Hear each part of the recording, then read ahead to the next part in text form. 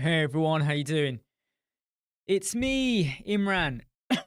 Sorry, bit of a cough.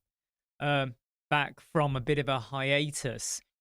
I've been a little bit busy, but I've also been dealing with a lot of personal things as well, mainly around with my son and some other stuff as well. You know, summer holidays and just stuff around him and things like that. So it made it. I don't want to say completely impossible to go live, but I was juggling quite a lot. I didn't really get to record many videos either. Hey Tech Geek, how you doing? You've been watching my videos for a year now. Many thanks for that. And I do appreciate that as well. I don't just mean that. Whenever people they come back to watch more videos, I always feel like it shows I made a difference because I watch YouTube a lot as well, learning as well. I like to learn as well and self-improve. Um, and, but rarely do I always subscribe because I sometimes find that some people, they might have one or two good things to say, but then after that, in fact, I'll touch on that before we go on anymore. Hey, Born Pixel, hope you're okay. So there are some people, they say something good, and when you watch another one of their videos, like it might pop up on your timeline or whatever. Hey, Chris Webnova from Bangkok, hope you're okay. And you realize after a while that there's nothing that different in what they say. So I have noticed there are some people who are very active on YouTube, not to do with WordPress, by the way. This could be for anything. Yeah, I'll have a look at your question in a minute, Tech Geek. I'll just quickly summarize what I'm saying and I'll look at your question. There are some people, they sort of talk about how you can make better videos on YouTube or how you can network or maybe edit quicker, or don't be afraid of creating videos and stuff like that. And then 2 days later they do another video which is very similar, like really similar. And then another video a couple of days later and another one, and it becomes very clear that all they're doing is regurgitating the same thing over and over and over and over again. Because what they want is to funnel you into hiring or buying their course on how to be a YouTuber and how to get the best cinematography and how to get the best lighting and blah, blah, blah, blah, loads of that stuff, right? And after a while, you get bored of it and you unsubscribe because there was nothing majorly different to what they keep telling you. I like to think that the videos I put out are always help you to move the needle. They help you to go from using basic settings to doing a bit more, being more confident with CSS and code snippets, being more methodical. So I always like to get you to advance within yourself. Because there's so many people, there are some that go, here's how you lose weight. And then they do another video and another video. Like this is one guy. He's put out a video about 2 years ago about his studio, right? And how he decorated it. And there's a time lapse of him decorating and everything set up. He puts out a video every week and it's the same studio, just a different angle. The same stuff, but different angle. Because he knows he's going to keep getting 20, 30,000 views because people love to watch that stuff. But he just keeps putting it out. Hey, Webriser, how you doing? So, Tech Geek, how do you handle Elementor and WordPress updates that can damage your custom layout? Now, I've never had this problem. I use a lot of CSS framework. I use a lot of, when I say CSS framework, I build my own inside of, Elementor site settings. And because I'm very critical and lean and mean on the plugins I like to use, I don't have that problem. I've never had that problem. Even with my clients' sites, I don't manage as many sites now. I've trimmed it down because I don't like to waste a lot of time. I shouldn't say waste time because that's not fair, is it? But it does feel like a waste of time sometimes updating websites. But I've never had that problem, ever. No, I lied. There was one time when we had version 3, when we went from version 2 to version 3. I've just got to close down a program I've got on over here because it might affect stuff. But I've never had that problem, ever. Hey, Anthony G, how are you doing? So Webriser says, You're about to hand over a WordPress website to a client and they've mentioned an SEO specialist. I assume this person will need a login. Okay, so here's what you need to do, WebRiser. Number one, get confirmation they need a login.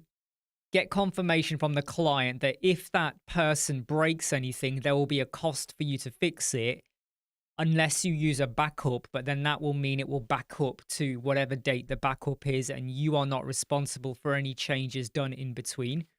Number three, is this person going to touch anything related to anything you've done? And again, if this creates extra work for you to rectify, there will be a cost attached to that. You don't know what the cost is because it will depend on the amount of effort required.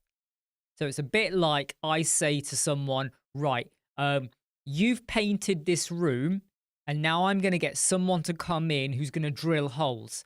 If they drill one hole and it needs a bit of painting, the cost will be X. If they drill 50 holes and then they realize they did it wrong and then they go and fill it up, or they go and like scratch the plaster work or rip a wallpaper and you have to go rectify, how long is it going to take for you to fix all of those things? So you got to make that crystal clear. You got to say, look, yeah, fine, if that's what you want to do. But if anything breaks or anything has a significant impact on the Google Analytics or the keywords, or it like destroys, let's say the website's been up and running for a year and then they go and change the keyword and now the website is no longer ranking for a previous keyword. Well, that's not your fault. So you got to think about where's the, you got to protect yourself, because what happens, happens a lot. Someone comes in, a third party, fucks the website, and then the client comes in and go, right, fix it. And you're expected now to untangle and reverse engineer what they did, but they want you to maintain what they did, but get their website back to a functional. It's like plugins, right? It's like where I had a client and I built their website. They went and then installed extra 2 or 3 plugins without telling me. I wasn't managing them, by the way. They went and did that. It mucked up the website. And then they were like, can you fix it? And I was like, I'm not fixing this for free. And they were offended. And I was like, I'm sorry. I can, if you want, roll a backup. And your backups, you were meant to do them daily, but you didn't. You were doing them weekly. So I can roll it back. But you're going to lose everything in between. And they were going, oh, that's not fair. Oh, you built it. Yeah, I built it. It's like when you buy a car from a garage, right? You buy a car, your warranty and all of that. And then you go and add spoilers. You go and change the wheels. You go and change the engine. You go and change the dashboard. You go and tint the windows. You go and paint it. And then you go back and go, the car's not running very well. You know, it's stuttering. It's not, what's going on? Garage is going to say, fuck off. Okay. Right. So, Born Pixel, can you explain, do I need to customize cron jobs on high traffic? Ooh, now. Why? Right, so you're getting a high traffic website, okay? Now your cron jobs are going to help run things in the background that are firing off. So what I want to understand though is, why would you need to customize cron jobs? And is this something that your host provider has asked you to do? I don't deal with cron jobs. I don't like to get that heavy into provider server jobs like that. I don't like to get into that. But what's your thinking behind why you want to go down that road? By the way, I hope you're all doing okay. Like I said, I've been a little bit busy. I've also have to be a little bit open because I spoke about WordPress cliques and how about sometimes I feel like sometimes people, you know, get overlooked. And there was a live reaction video by Mark Zemansky. It's not a bad watch. But I feel like I've had to kind of let him know via a comment and other people that have come to me and said, well, why are you talking about WordCamp? Because you don't go yourself. And a lot of people don't understand the true reality of what my life is like behind the scenes in health issues that I have, but also things that I'm currently tackling on a daily basis. And when I say daily, it might be 20 times in the morning and 100 times after school with my son in terms of behavior and things that I have to be careful what I say online, but loads of stuff. So Born Pixel says sometimes the website speed is getting low, even though it was pretty good maintenance. Now, it it very much comes down to, have you got any resource intensive tasks? Have you got something firing every minute? Have you got something that checks every time someone visits? Are you analyzing hotspots? Are you analyzing wherever the mouse moves on the website? So I would say that I personally feel like you need to speak to an expert about it, and I would double check with your host provider as well, because you can do quite a bit of damage if you're not careful. Tech Geek, what's your preference for client website, 3D elements and animations? Look, you should only do an animation if the design or the sales funnel warrants it. So if your website, if you think that animation is going to help direct them to a call to action or make it more immersive, great.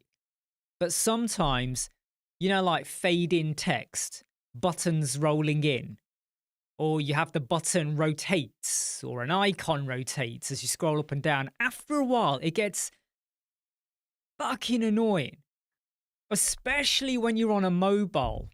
And as you scroll down, there was one website, I couldn't believe it.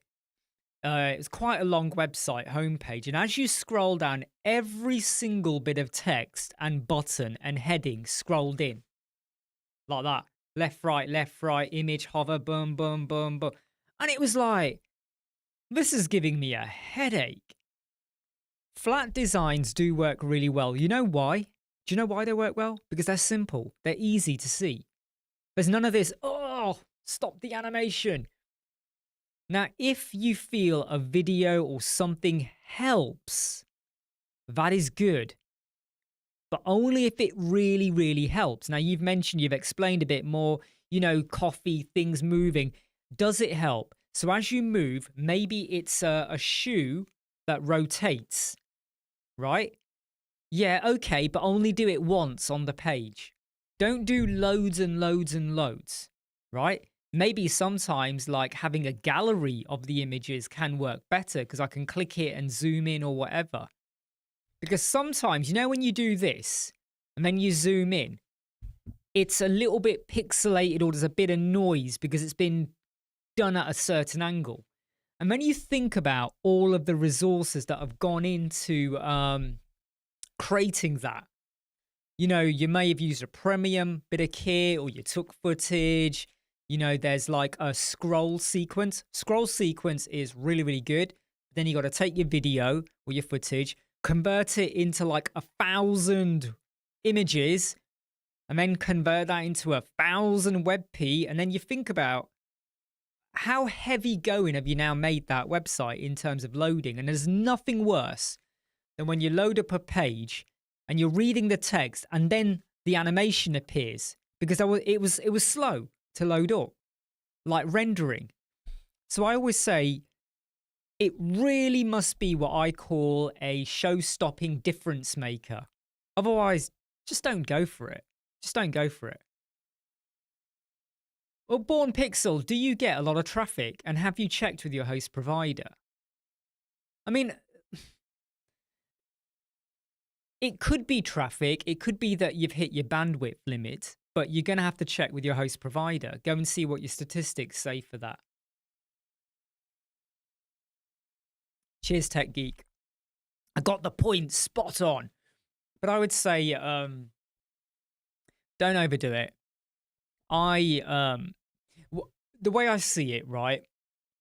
The whole thing with GSAP, Spline, all of this stuff, right? Is very similar to when people realized they could start using carousels or flip cards or videos on websites. What happened was everyone's doing it and websites get slower and very clunky. And it's very similar. How many people here are remember when Microsoft, was it 97? I think it was Microsoft 1997, Word and Excel, when that came out. When that first came out and people realized in Excel, you could turn your square into a 3D shape, right? And you could do 3D shapes on your Excel charts, right? Your horizontal bars and your lines, you can make them all be 3D. And people realize you can make your line chart be like 3D, and you could add in a black background and add lots of dazzling colors and add area. Everyone was doing it to the point where you couldn't work out what the hell is this chart showing me. And it looked so horrendous when people used to print it out on white paper. You had this like big black like box with a 3D chart with all these colors. And then you had the key and it was like, what is going on here? Just make it easy, simple. Everyone was doing it because it was suddenly a new toy, something new. Oh, we've got to use it. No, you don't. You only use it if it serves a purpose. Think of it like this, right? Here's the best way to think of it. When you go to cook, you've probably got 50 different ingredients. You got stuff in the fridge, you'll have stuff in the freezer, and when you open up your spices, you'll have spices and stuff, you know, turmeric, whatever, you know, chilies and whatever, you know, pepper, salt. You got all these little things, all these different pastas, all these different sauces. You don't go, I'm going to take it all and shove it in the pot. You could do. It could taste quite nice, actually, when you think about it. I might try that one day. Shove everything in and then see if I die or evolve the next day. But you don't do that. What you'll do is you'll go, I want to make an omelette. I only need the egg. I need a bit of oil.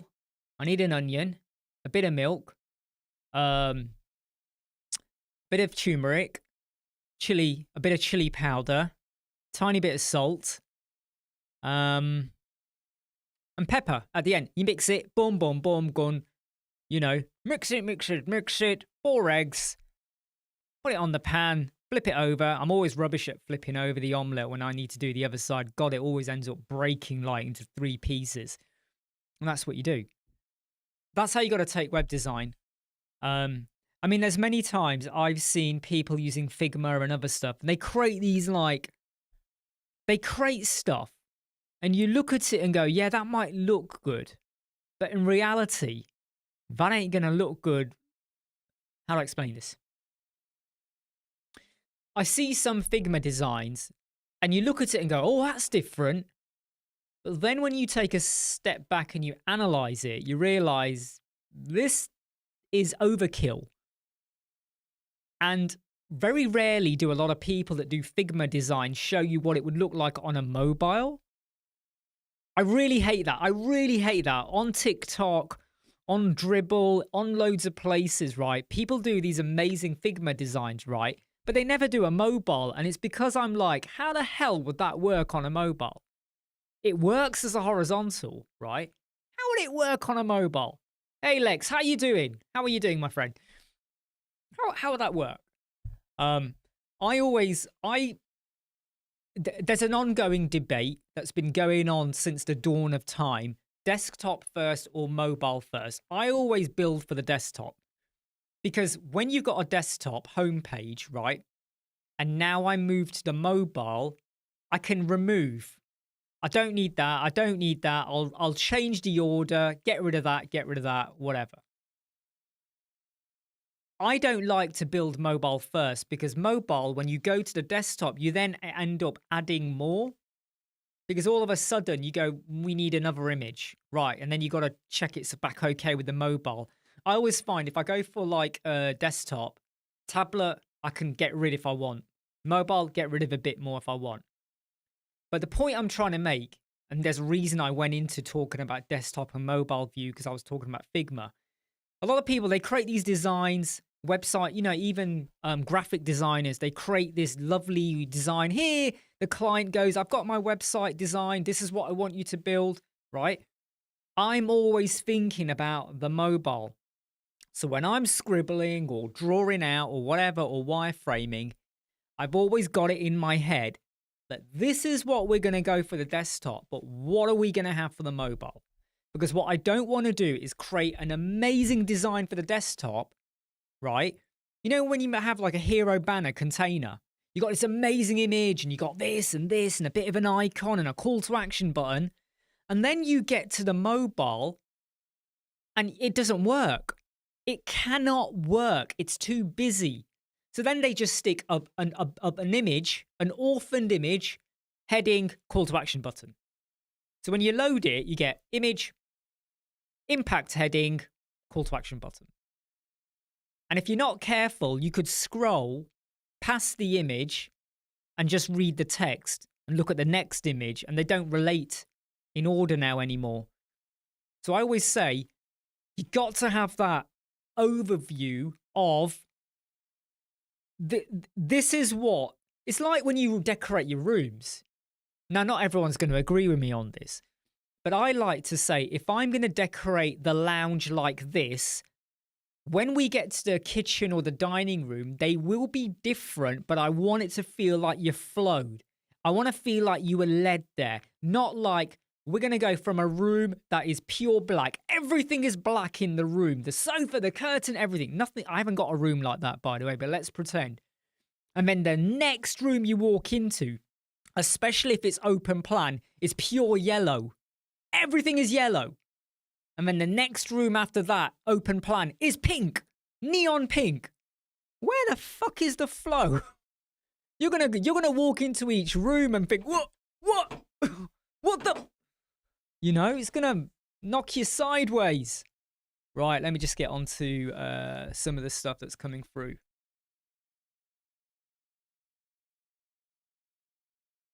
I mean, even I'm a little bit guilty of that, Tech Greek. Sometimes I've done tutorials and I haven't shown the mobile version, but mainly because I do very simple tutorials because I want to drum home like how to build or whatever. But there's a lot of people out there, they build a website and they build a really funky layout, but they don't show you, well, what would you have done on the mobile? Because there's no way that layout or the way you've ordered things is going to work. Webriser says, Imran, can I also provide minimum basic access for the SEO specialist?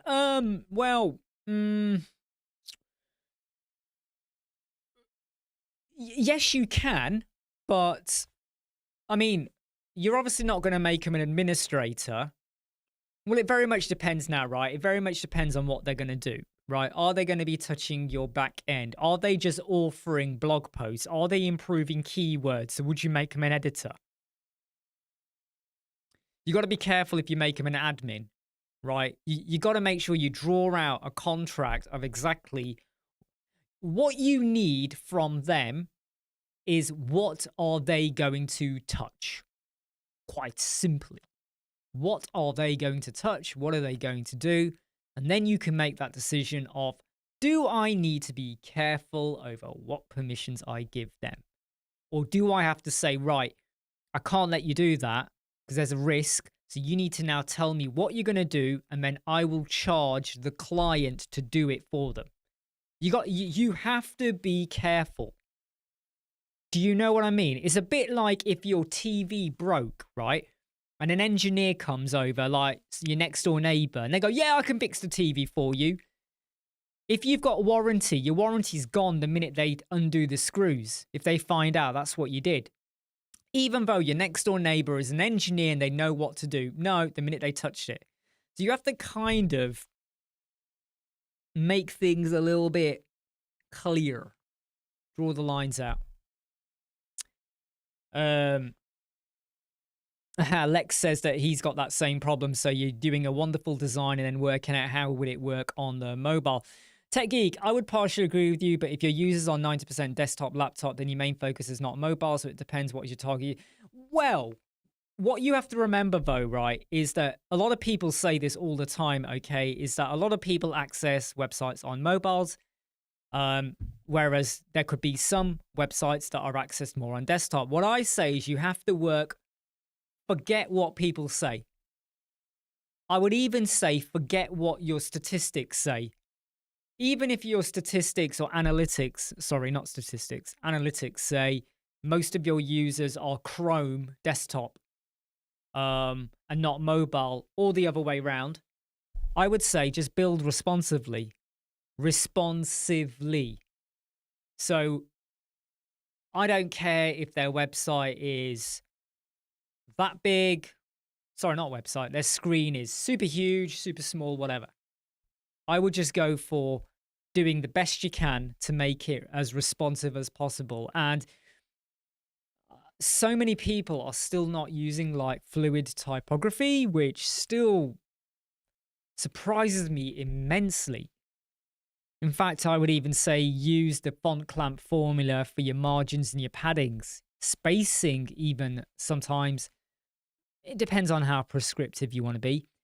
But yeah, I mean, I was working on a video today. It took way longer for me to do. Like way longer to record, but finally I got it recorded, and hopefully I'll release it on Monday. And it's about the differences between the Elementor version 3 and the version 4 global classes, and how to apply custom CSS that works for version 3 and version 4. I've got it cracked. Let me do that again. How to apply custom CSS that works for version 3. Come on, zoom in. And version 4.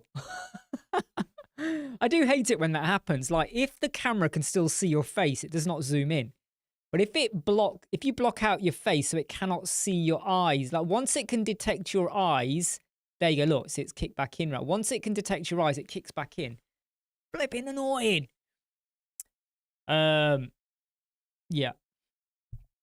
WebRiser, I don't want to spend too much time after handover as a client only paid one time for the design and now calling me with this SEO. Charge them. Just charge them.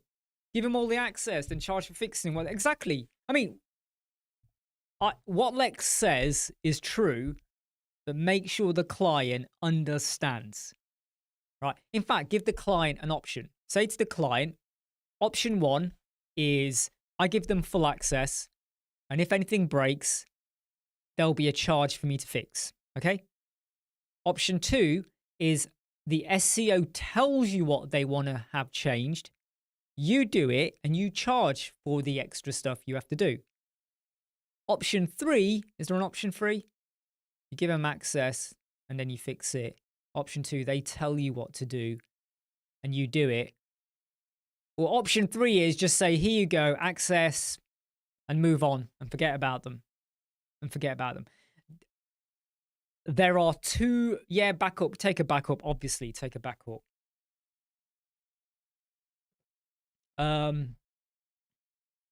Take a backup. Or advise the client. I have actually, in some cases, told the client, make sure you take a backup. And when they don't, I charge even more to go back and get them a backup or whatever. Play the game. You can do that if you want. Some people might say that's scandalous, but not really. I've told them take a backup and then they don't. That's not my problem. I'm not managing that client. I was going to say something and it's gone now. Something I was going to say and it's gone. That's it.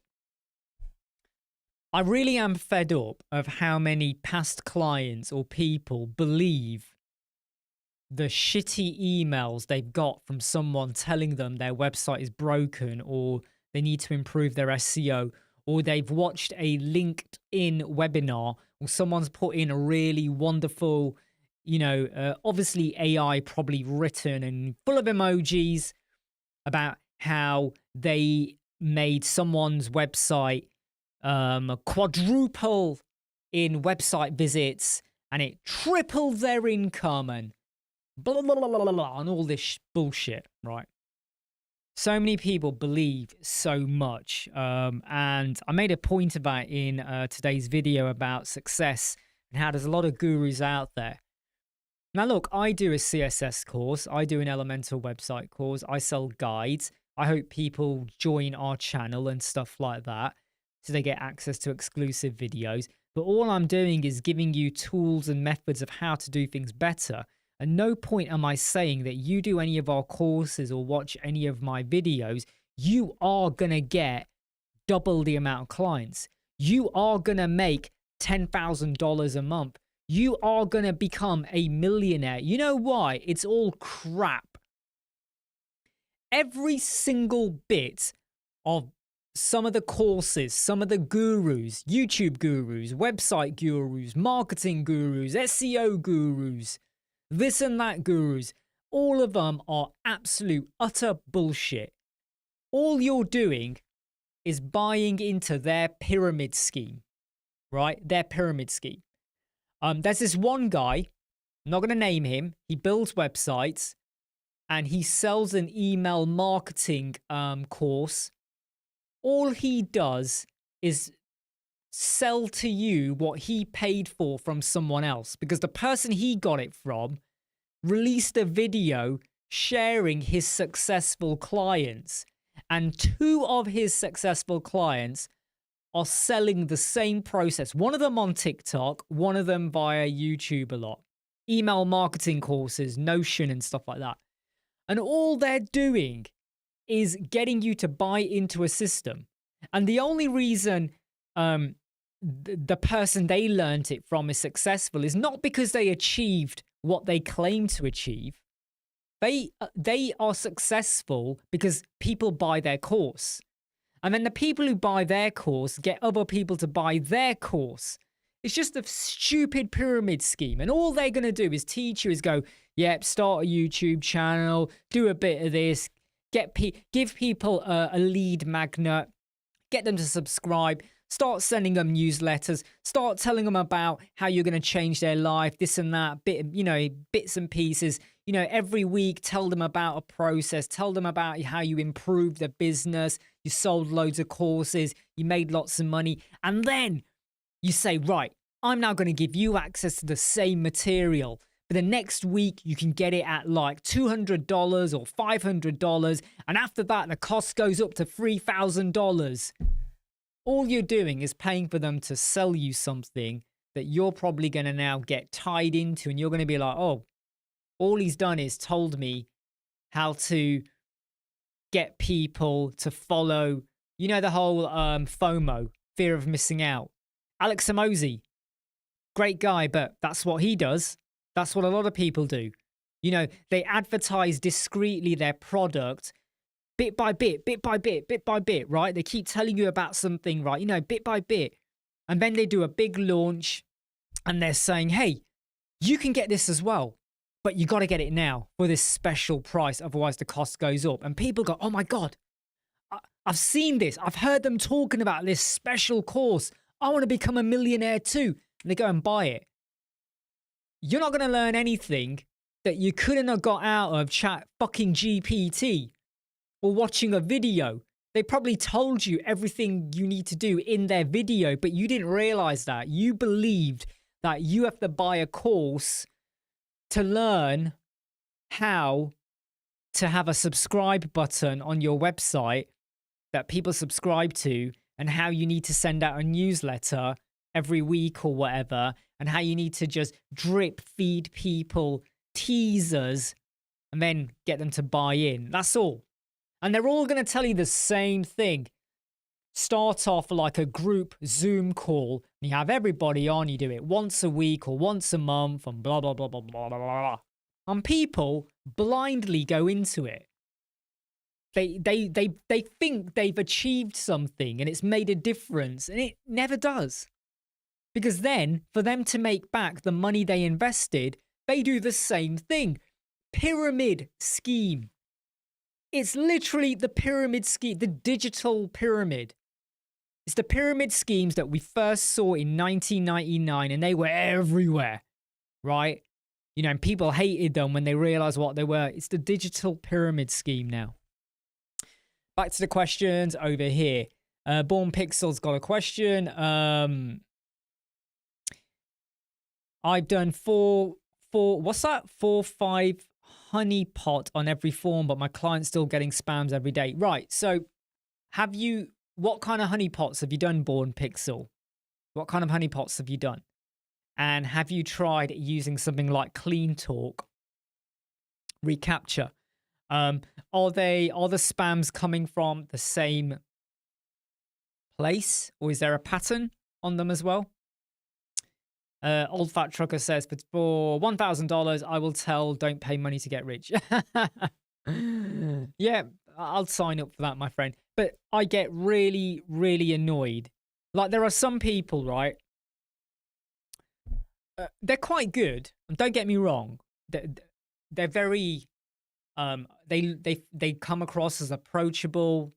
They come across as honest people, like someone you might suddenly start talking to when you're at a shop or park bench or a restaurant, cafe.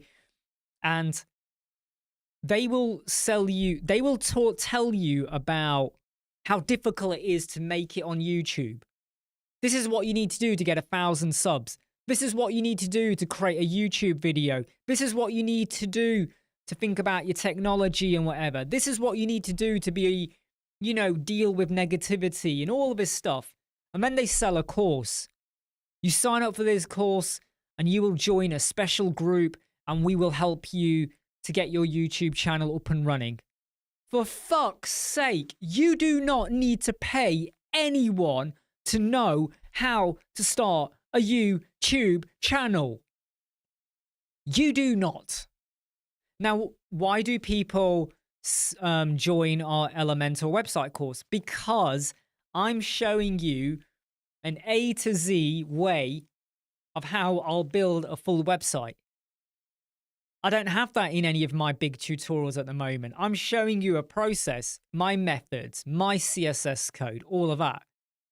You're not going to get that from watching someone else because it's my way. But when people are buying courses on literally how to set up your lighting, how to choose the best technology, what the fuck? And people do that. People buy it. I'm sorry. I'm really sorry for swearing, by the way. If I've offended anyone, I'm really sorry. But I get really, annoyed, Hey, Nick, how are you doing?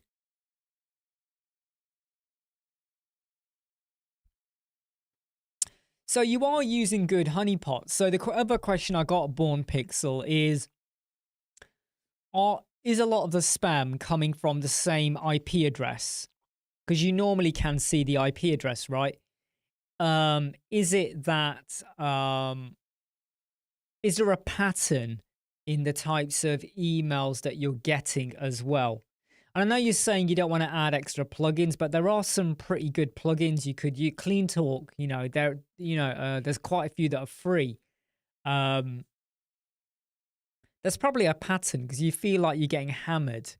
I was getting hammered by a lot of, in fact, on the learn.web Squadron website, we were getting hammered by email addresses where there's a name and then you have, I think it is 6 digits, and then it's @gmail.com. Every single one of these spammy emails that was placing orders, and they were fake orders, by the way.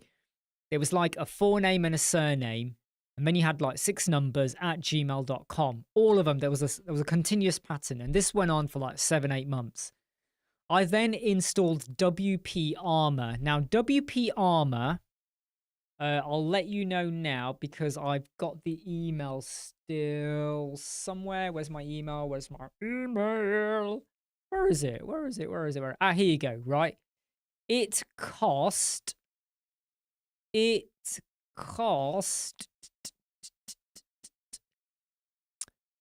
can't remember. I can't remember if it was $40 a year. $40 a year or $50 a year. I can't remember. I might... Oh, no, hold on. I'll tell you. It's $20 a year, right? WP Armor completely... I'll write it down here, right? Go and look at it, right? And I would say that if this is for your client or for you, you cannot put a price on comfort. Well, you can. But WP Armor, $20 a year, per year, one site, completely eradicated those kinds of emails. I could have done it with a code snippet, but it wasn't always successful. I could have done it with some other stuff, but it wasn't always successful. I'm not going to go into every plugin I tried because this was like over 7-8 months. It was doing my head in. WP Armor overnight eradicated that problem.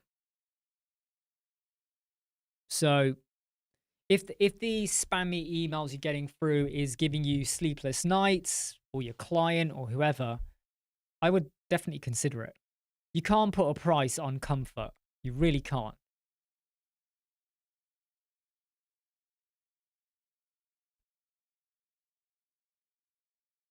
Saying avatar game download. Well,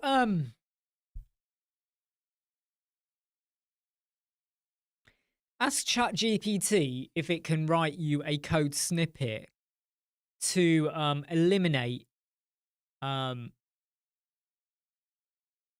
form submissions. The trouble is, though, it's a tricky one, right? Because what will happen is the form submission might still go out.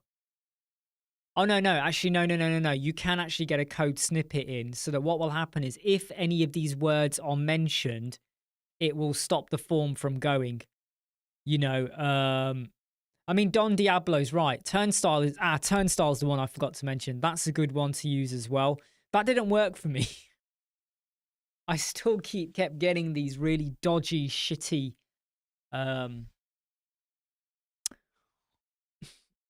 emails coming through, fake orders, and it really did do my head in. I've just got to quickly check something that's come in. No. What's happened? Yeah, sorry, yeah. So, yeah. I would say just experiment a little bit, but WP Armor is a pretty good one. Hey, Nick, you've been super busy, not be able to catch up. Has your expected release date for course moved at all? Not sure how their roadmap is coming. So the trouble I've got, Nick, is I was going to start doing the version 4 Elementor course end of September. I've held back because I feel like there's still more to come. So Elementor released the variables for the font in their version 3. I can't remember now. I think it's 3.31 beta, where you now have like the variable for the fonts. The trouble is, though, their variables for the version 4 fonts does not include the function formula for you to add in clamp. That's a huge oversight or short-sightedness. Like, why do that? But don't. Pixel, REM, EM, all of that. Great. But where's the font clamp? Where's the ability to add that in? So I feel like if I start a course, I'll be like doing stuff, but at some point as I'm building out the course, they may introduce custom CSS. They may introduce the clamp within the variable. They may introduce another new feature. And all of a sudden, what I've built, it will feel weird because I'll be going back on myself. So I'm a little bit not sure it's the best way to build it yet, just right now. I don't think we're going to get a proper final version. I've got a bad feeling that we're not going to get a final version until summer next year. I really do. I think we're going to go through. Here's a great way to sum it up, right? When the Flex container came out, and that was alpha, that did not go to beta until close to a year. And the beta did not go to a final until about 3 months later. You're looking at about 15 to 16 months when the Flex container went from alpha to beta to final. And that was just a Flex container. Right, Flex container was a big thing, but it was just a Flex container. Now we've got the containers, the div boxes, all of these other widgets, the class system that's still being developed and rolled out. There's still more to come out because the Flex container, we had it. There was the odd little tweak, but we had it 15, 16 months. We still haven't got everything yet. we haven't even got custom CSS, but I've got a way of how to do that, and I'll show you that on Monday. So we've had version 4 now for, I think, 4 months. Might even be 5 months. 4 or 5 months. It could be 2 years. Right? So who knows? Who knows? Don Diablo. Yeah, I mean, the jet engine was almost like a one-off, mainly because I only did them at a time. Hey, Beatrice, hope you're okay. I only did them at a time because a lot of people were asking me to make a detailed video, and I did it. I'm not going to say I had a lot of fun doing those videos because I always felt like they took a lot of time to do, because often I would do something and then realize, oh, I forgot to mention something, because it always felt like, you know, your jet engine, your jet smart filters, and other stuff. And then you realize you got to use jet form, and it's like, oh, going back on myself here. Nick says, that's been my fear for a while now. I was considering moving to bricks. I have found, okay, and this is me being really honest now, in that when bricks came out, the first time it came out, it was really good on performance and the class system, and it had a filter. In the time it's come out, Elementor has really upped their game with the performance. They gave us loads of new widgets. We don't have a proper filter system. I know we have the taxonomy filter, but, you know, I would really love it if Elementor could put, you know, make that filtering system even better, so you don't have to keep going for a premium service. Now we've got the class system, and it's evolving. And they are doing some good stuff with it. You know, don't get me wrong. They are doing good stuff with it. Just needs to be quicker. The release dates are very slow at the moment, but then again, they're giving you time to adapt and learn. The latest version, 3.31 beta, gave us more transform, skewing effects, and I don't like it. I played with it yesterday. I need to play with it more, but I found myself going, I don't like this. It confused me quite a lot. I need to play with it more. I do. Hey, Beatrice. Yes, I am. I went through a funny period, about 3 weeks of stress at home with my son and stuff. There's lots of stuff going on. I was dealing with a lot of things. I was getting a lot of backlash as well. I was getting people saying things about me due to my WordPress clique video and my videos about WordCamp. You know, some people have been okay. They are allowed to say what they think, but some people were downright nasty or accusatory of, like, saying I was after publicity, and I was really annoyed by that. But then also 2 days ago, I had, can you see my tooth? Can you see this tooth here? Yeah, that tooth. I had that removed 2 days ago. And it wasn't until the numbness wore off that, boy, was I in pain on Tuesday. So for the last 2 days, today, miraculously, I'm all right. But the last 2 days, it was hurting. And with my son being on holidays and now he's back at school, it's just so annoying, right? On the day he went back to school is when suddenly this really excruciating pain kicked in on my tooth. And the tooth, I had a root canal 15 years ago. It got a crown on it, but it got infected, and the infection went all the way up to here, and it ached all the way up here, like really like excruciating. Right up to just not far under the eyeball, so it's going right up into the sinus and everything. So once my son was back at school, I wasn't recording. I was like, oh, this is killing me. Painkillers, you know, painkillers.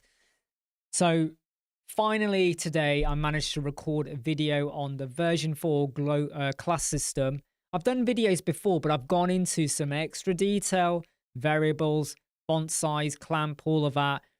But I've also taken it to an area that's not been covered before, which is how do you do custom CSS on version 4, but also applies to version 3 or the other way around in one go. And it is a killer kick-ass video that shows you something new and inventive, and it's really, really easy to do. There's no code snippet, there's no JavaScript, there's no like, what do I do here? Just take the code I'm going to give you. There's a little CSS code, and then just add whatever styles you want to it. And it will work for version 4, it'll work for version 3. Job done. Easy peasy, lemon squeezy. You're going to like it. Well, there's, I just can't say too much, but I've had to go to a lot of assessments with my son and stuff.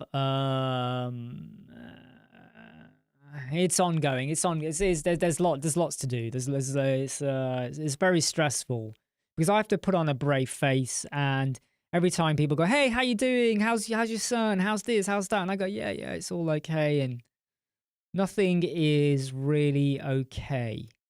Like there's, nothing's really okay, or not fully okay. I'm sure it will. Nick, wish Croco could get you or someone else to do another series. Hey, if I'm honest, I think here's the problem, Nick, and I've been accused of being greedy as well, in that if I'm going to do a video for anyone now, because I have so much stuff on, like there's client work, there's legacy work, there's video work, there's collaborating with people, there's doing some codes or thinking up stuff, and then there's other things I have going on in my life as well. Now when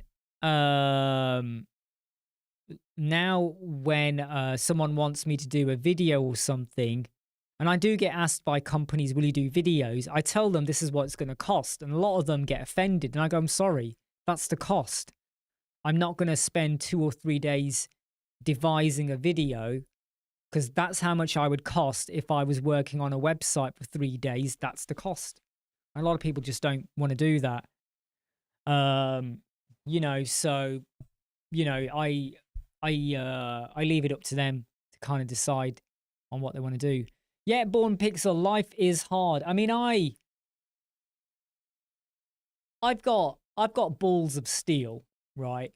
I talk about this a lot, but I don't think people get where I'm coming from, in that I was head of business intelligence for the NHS in Leicestershire and Lincolnshire. I was managing a team. I was managing other high-ranking senior managers, right?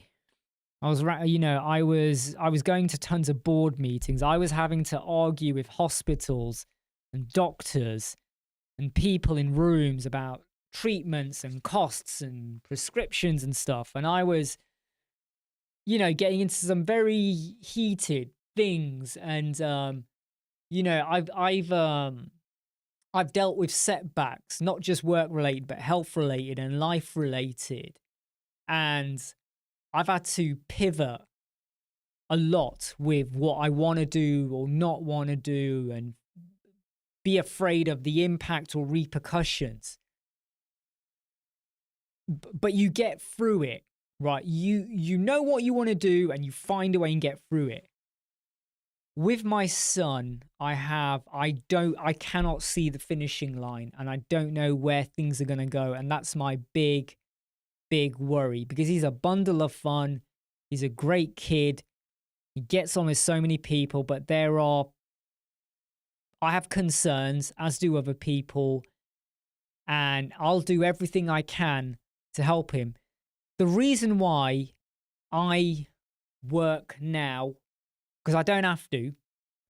A lot of people don't realize that I've been very careful my whole life in what I do. I cleared up the mortgage 2 years ago, right? I don't have to work hard if I don't want to. I could quite happily just relax and take it easy if I want and be fine. Just muddle along with my income. Don't stress myself out. Don't record any more videos. Don't worry about any future client work. Just do bits and pieces here and there. I have my investments. I have other things I do. Just trundle along. The reason I work hard is because I am worried about what kind of life is he going to have and what will I have to help him out with going forwards. And that's the reason why I don't go to events. I don't go to WordCamps. I don't go on many holidays because anytime I've been away from him, something happens. And if I'm not there, it doesn't work out for the best. It does not work out, you know. Does not work out. Does not work out. But yeah, I mean, I've had things that have kind of forced me to change my life in a way. Heart attack was one of them. Brain tumor was another one. I've had things that happen, but you find a way through. You almost follow a script and get through. Here, the script is so, who knows what's going to happen. I was going to say something, it's gone now. I am thinking about doing like an Elementor WordPress meetup in my hometown of Leicester City.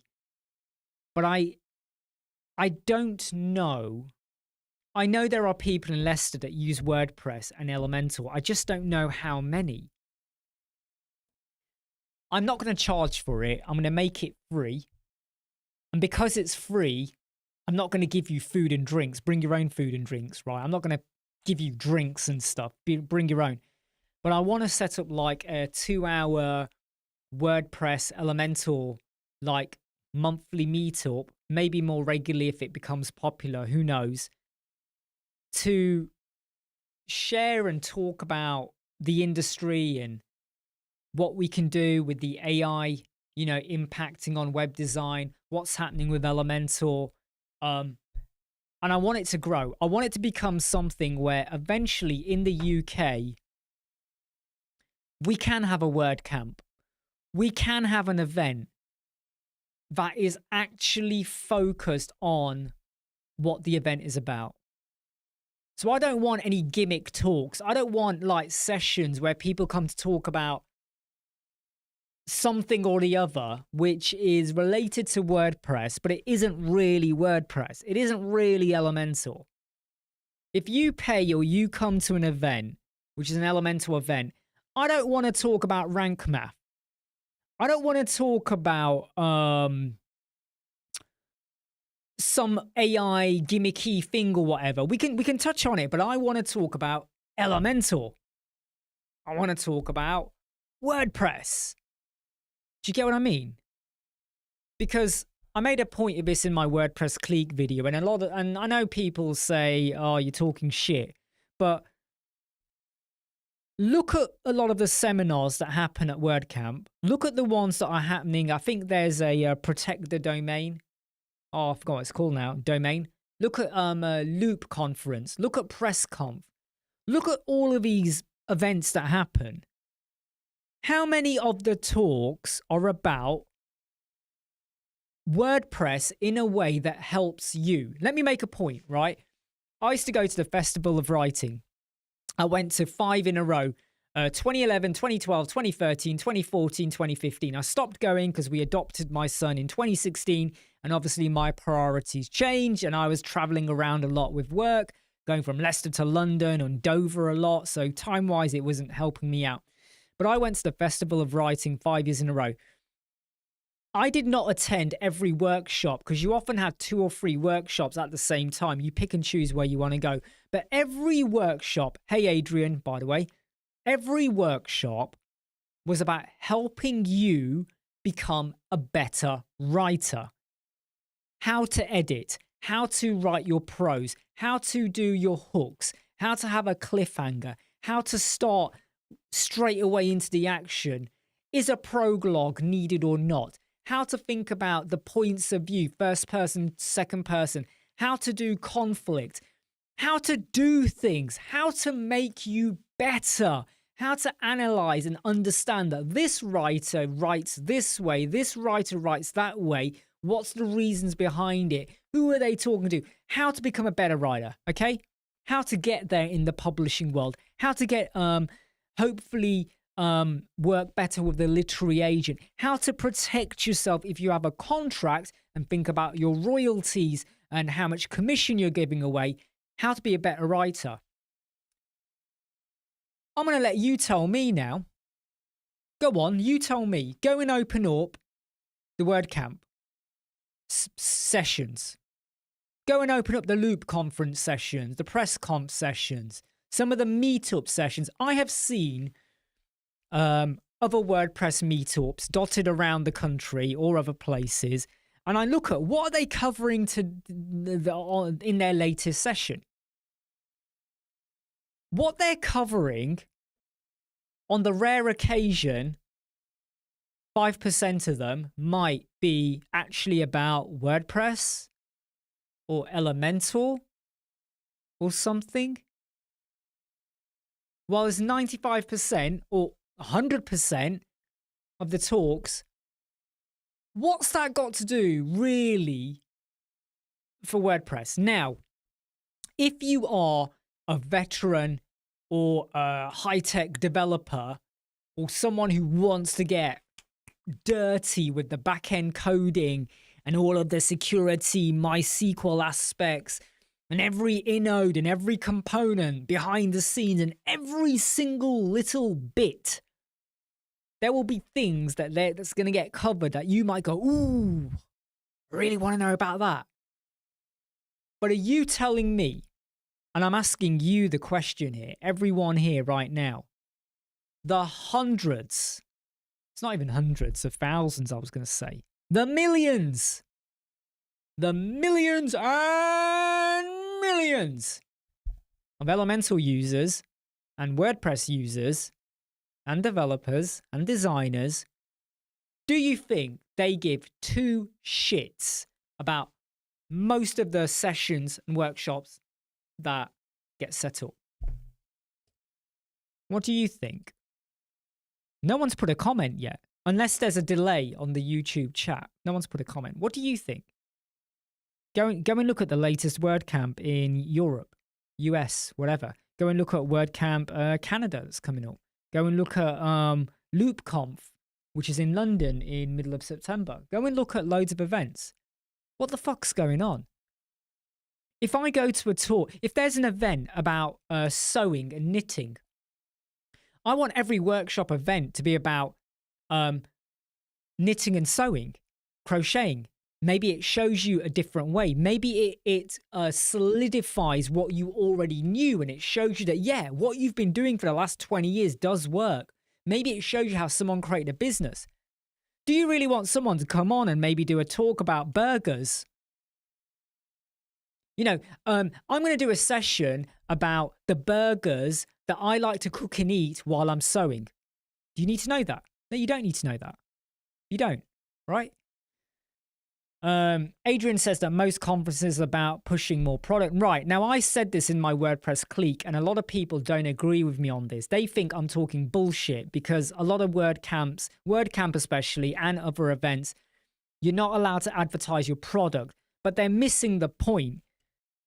You may not advertise a product, but when you're on stage, you are advertising you and your brand. People can't get their head around that.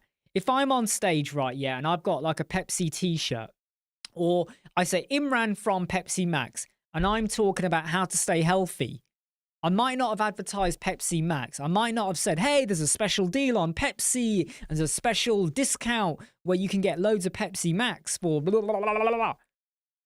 But surely I have, in a way, indirectly. Do you get what I mean? People just don't get it. People think I'm stupid. I was the head of fucking business intelligence analytics, right? I analyze everything. Beatrice says, indeed, usually those sessions are far away from... That's the thing, Beatrice, isn't it? And even the online ones. There's quite a lot of virtual events, right? And I find that either they have the same talk they had the previous year and the previous year, so there's no what extra am I going to get out of it? All the sessions, they may have a connection to WordPress, but they're very rarely actually of any usefulness. And even when some of the sessions are free, you sort of go, what am I wasting my time on? I better off find a video on YouTube for a subject that actually is something I want to watch, that actually is going to make a difference, that actually is going to move the dial or the needle. And that's why if I start any Elementor WordPress meetup, I'm going to make it count. I'm going to make sure it makes a difference. I'm going to make sure that when people leave, they are excited and happy. And if they don't come out of it going, this was good, I want to know why. I want them to be honest, would let me know anonymously or whatever. If they say it's because they want food, they can get lost. But they want to know, I want to do that. What sessions would you like? The thing is, Mark, you know what we need, Mark? We need them to do sessions on how to improve. How to, think about sales funnels, how to think about navigating on your website, how to think about, different ways of doing your hero banner, different design layouts. There's so much they could do. They could talk about performance. They could talk about core web vitals. They could talk about accessibility. But rather than just saying, oh, that's crap, that's shit, that's crap. How about, and this is what fucks me off the most, right? And I've done it, but people still don't like what I've done. How about people go, right, we're going to build a homepage that is 100% accessible. One person, and it's been spoken about, I've seen it, what they did is they took a web page that was about 64% web accessible and they made it 100%. But what they not done is tell people.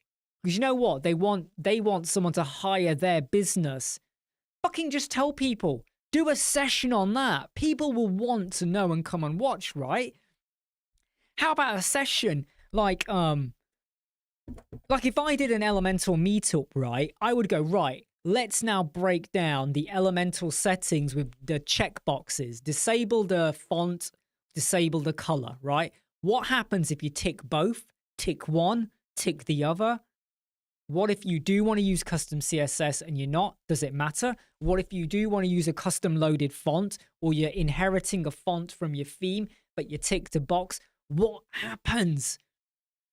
Because I feel like stuff like that is going to make people work better.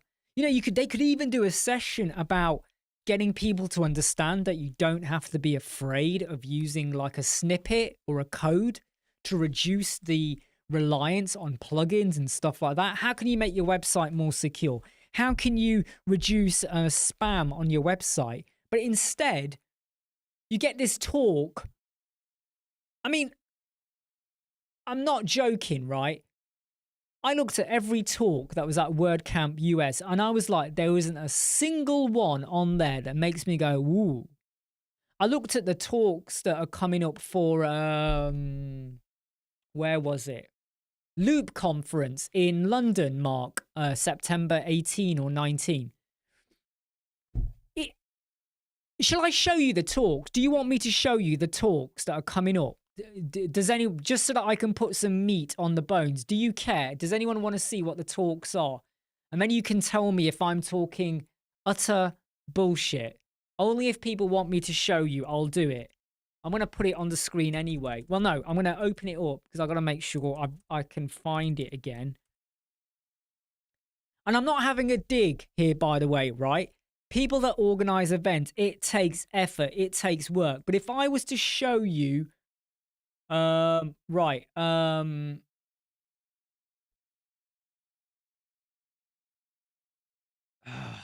it doesn't make sense now. What's... Oh, it doesn't really tell you.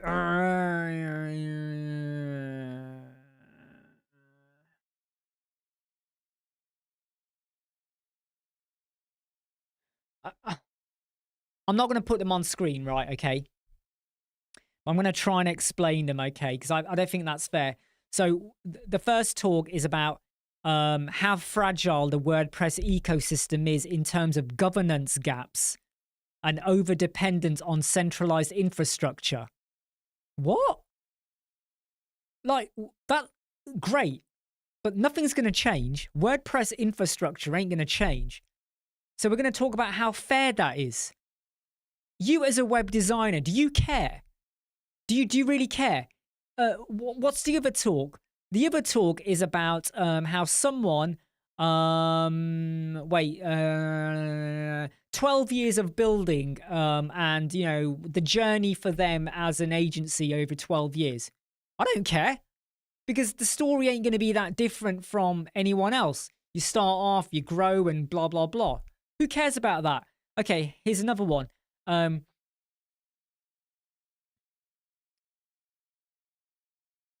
Fine-tuning code analysis to identify vulnerability patterns, improper nonce handling, unsanitized queries, XSS. You telling me there'll be a niche level of web designers that care about that. There'll be a lot of people that don't. Someone else here. Resurrecting the dead. Have you ever considered what would happen when a popular open source package is abandoned? Well, yeah, you would just switch to something else. You'd use a different plugin, right? And then they go, what would happen if that package, you know, has dependencies? Well, yeah, if it happens, it happens. You can't predict it. Elementor could shut down tomorrow. WordPress could shut down tomorrow. We're fucked, but we'd have to deal with it, wouldn't we? I mean, this is not going to make me a better WordPress designer or a developer or coder or anything, right? All right, here you go. The last talk on here. All right, this one's not so bad. So it's how developers can produce more resilient code bases by actually, no, it's not. So it's not going to tell you how to make better code, but it is going to tell you how to enhance your planning skills. Fuck me. I'm going to go to a talk in London. By the way, I'm not going to this talk. I'm just telling you about it. I've actually got to shut down in 2 minutes because my son will be home soon. But I'm going to travel. This course was 100. I think it was £100 early bird's price. Travel to London, so there's a travelling cost. Return ticket for me, or if I drove, there's still going to be a travelling cost. Might stay over or not, probably not. But there's going to be expenses, eating costs and all of that. About WordPress, which told me what? Seriously. Do you know how many Elementor meetups there are that don't really touch on Elementor? They tend to deviate a little bit, or they just tiptoe around stuff.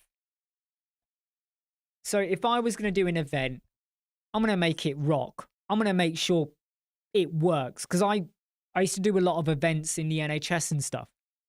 And if it grows, I would love it if we could organize a proper WordCamp UK, right?